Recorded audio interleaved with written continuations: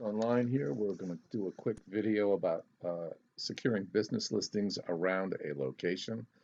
Um, you'll notice the map and data tab here, which when you close it, it's that little button, that blue button right there.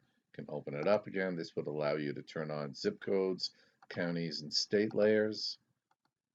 If you require them, they're great for looking at demographic data that might be associated with a set of zip codes around your location. But for business listings, all we really require is a location around which to search. So you can actually insert up here an address. In this case, I've got 100 Main Street, comma, Pittsburgh, comma, PA, and I click the binoculars and put that point on the map, which it locates right there with a mini toolbar associated with that point. That mini toolbar reflects some of the functionality that we've got listed in the master toolbar up here, business listings being this button right here. But when we look at business listings, we really want to look at the business listings around a certain point by a radius search. And so the first thing we're going to do is get that point on the map and click that radius search and insert 2 miles. It could be any number at all, but we'll make it 2 miles.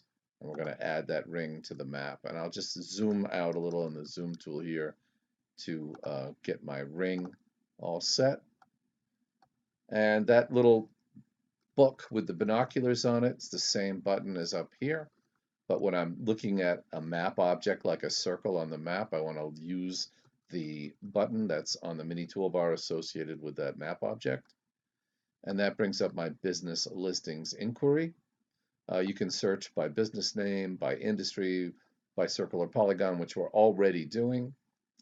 And in this case, we just want all businesses. So you'll note that if we looked at all businesses here within that particular circle, and actually I've already done a little bit of research on this before, so I'm going to uncheck as if I started from scratch here. So let's go back and click that button.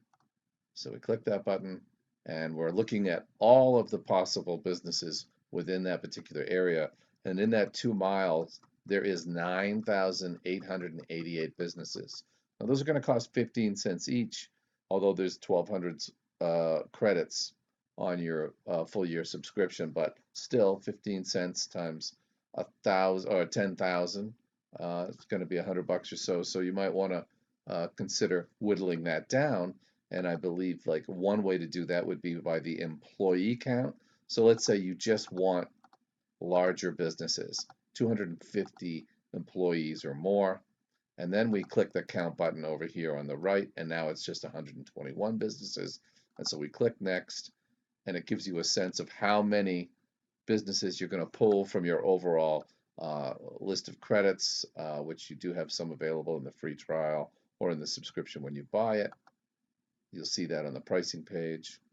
And then it places those points on the map and gives you a set list of customers in the data window. That data window pops up, and now you've got all that data that you can work with all the business listings. There's 121 of them there and all listed here. And you can see there's repeats. So at the University of Pittsburgh, there's a bunch of different contacts here. So you may have to kind of work through that. You can export this out and play with it in Excel by just clicking that button, getting it out as a CSV file. And you've got all those points on the map that you can work with individually and decide how many people at McCamish you really want to get into and talk to, because there are multiple contacts at all of these places. So that gives you a sense of those high-level businesses around that central area, that 2-mile area surrounding that particular point on the map by address. Now, you could also import an entire list of companies with data from your own files. So if I go out and I just select a list of multiple companies, click next, and it gives me a preview, and then I can just go through and edit, what I want that list to pull from I can change dealer name, I can change phone numbers, I can change the unique ID if I don't want it. And then I'm going to plot that data on the map. And now I'm going to have a list of 13 companies that I just imported from the plot data button. I can look at that on the map.